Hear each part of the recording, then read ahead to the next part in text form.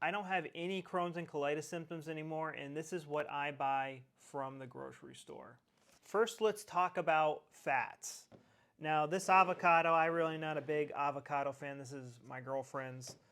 But when we're putting all of these fats side by side, we have sour cream and butter here. I'm in Spain right now. And then we have an avocado. Now, today, avocados get labeled as like the healthiest fat on earth. But these have vitamin A, D, E, and K2. This does not have A. It does not have D. It might have a little bit of E. It has a little bit of K1, but almost no K2, none. Now I've helped people get better from all sorts of gut issues, and this is all outlined in my program. You can get it on my website. Next we have salt. Now the two most popular healthy salts are sea salt and Himalayan pink salt. When I have to choose between the two, I'm always going to choose sea salt because animals came from the sea. Even from a biblical perspective, we came out of the sea, and our blood and sea salt has the same mineral composition, just in different concentrations. Blood is about 1% salinity, and the sea is 3%. Next, I have meat. I have some pork chops right here.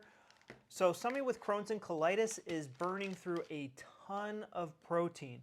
When you look at the mineral composition of a body, it's hydrogen, carbon, oxygen, and then nitrogen. And nitrogen is essentially like mainly found in protein. So your body's going to be burning through a ton of protein. Your body needs protein to stitch your gut back together, whether it's from chicken or fish or pork. I prefer pork and beef and chicken. Seafood is very easy to digest. That's also a really good alternative. Now, a lot of people are afraid of processed meats, but before the refrigerator, this was the only way to preserve meat. You had to put it in a sausage. You had to add salt to it and air dry it and put herbs in it. So this is the traditional way to preserve meat. Now, if you're having gut issues, I would avoid hot, spicy foods, like super hot, spicy foods. This is chorizo, which is a little bit spicy, but this is one of the more milder sausages. So I eat a lot of dairy. I love dairy. I love the way it tastes. It's easy. It requires zero cooking. So if you react to dairy, it's not because of your genetics or anything like that. It's because it's somehow linked to a traumatic event.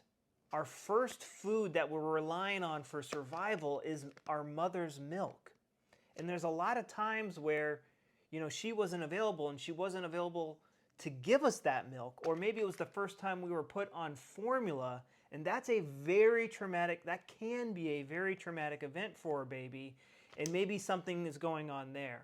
A lot of the times what I see is someone was forced to drink milk when they were a kid, and when they didn't want to, and now it's like, it's crap I want to get rid of. And it registers on the subconscious mind. So a lot of people who are lactose intolerant and dairy intolerant, like if you think about it logically, it's utterly ridiculous to be allergic to easy to digest baby food. It literally makes zero sense to have somebody say, I can't digest this, but you know what I can digest? Meat. This requires a lot more chemical and molecular energy from your body to digest than baby food. It's just hard science and math. Like, this requires more enzymes and work from your gut to digest than this. This is just normal whole milk. When you're picking your milks, you make sure you want to get whole milk. Buying something like skim milk or low-fat milk, you're just removing fat-soluble vitamins from your drink. I put this in my coffee, and I just drink a lot of milk throughout the day. It's just very easy calories to get into me. I enjoy the taste and requires zero cooking. So when I was little, I would have cereal, and I would eat all the cereal, and then I would leave the milk behind. And a lot of the times that would because I would throw away a lot of milk, it would make my parents upset, and they would yell at me for it. And, I'm not trying to be hard on them or anything. But as a kid, that could become like this PTSD trigger for you. Like, I want to get rid of this milk, but I can't. Okay, I'll give you diarrhea. Like, that's what the subconscious mind is doing. So if you have a dairy intolerance, I'm not saying this is like, oh, just sometimes. I'm saying this with 100% absolute certainty. If you have any sort of reaction to baby food, it's not a genetic thing. It's linked, somehow dairy is linked to a traumatic event, and you are not conscious of it whatsoever. It is in the subconscious, the unconscious. And just finding it, and it will stop. And I help people find that with my program. I have exercises on those worksheets that help open up your subconscious mind so you can see these things so that you can eat your favorite foods again. I'm American. Another food I could, if you could call it food, is Coke.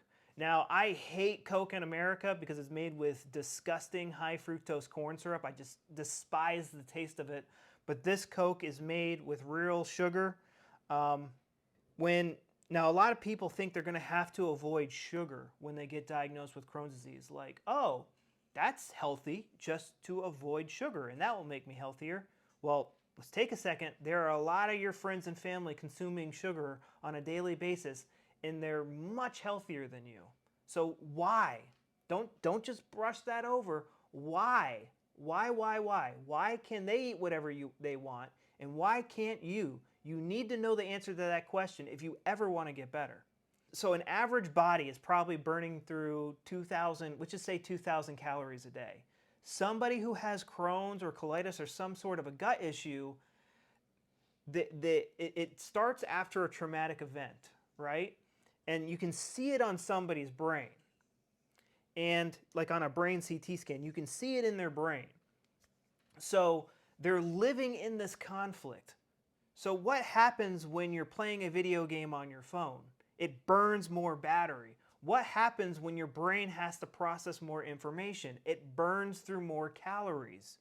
Plus, half of your calories are going straight into the toilet.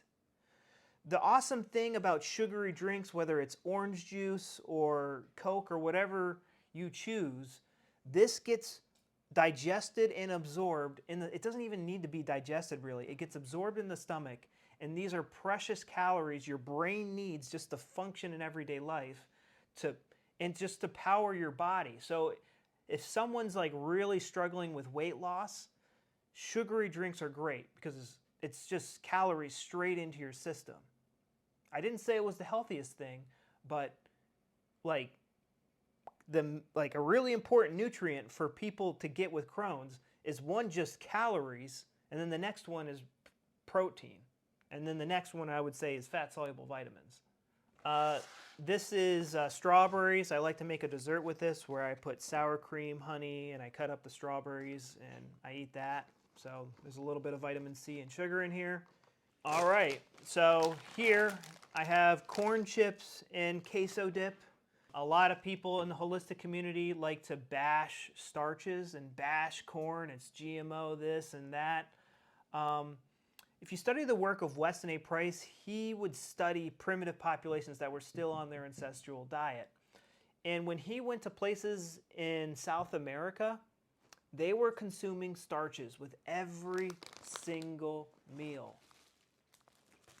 When you compare plant foods side by side, the most nutrient dense is not kale. If you put kale in front of a cow and you put starches in front of a cow, 100% of the time they're going to go for the starch because their brain knows that there's more nutrients in that food.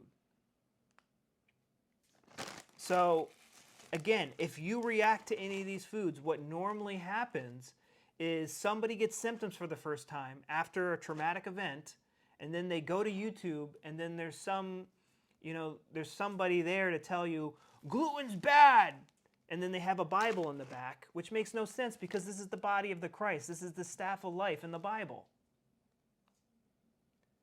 You can eat starches. Like, this is the power source for you. This is the most nutrient dense and energy dense plant food. I eat starch with every single meal.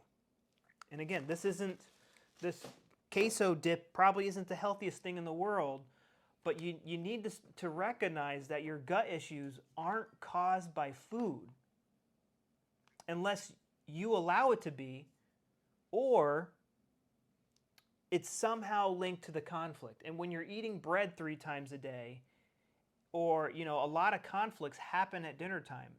For me as a kid, I had to finish my plate or I couldn't go play my video games. I wanted to go to McDonald's, but we couldn't. I wanted some ice cream, but I wasn't allowed to. And that can be a traumatic event for a kid. And for those of you who, oh, how can a kid have trauma? Come on, seriously, think about it. When I was in the grocery store, I heard at least 3 kids cry just now because they didn't get the candy that they wanted. That can be a traumatic event for a kid. That can put an organ into overdrive. It just depends. We don't know how our subconscious interprets these things. I also have some fresh beef dumplings. And none of these are organic, but food in Europe tends to be just a slightly healthier than, or higher quality than American food. So to learn everything that I did to get better, go to my website and check out my program. Bloody diarrhea, probably about 30 times a day. So I lost about 40 pounds from the ulcerative colitis. Started Germany medicine. Within the first month, like you said, I gained, I think, 25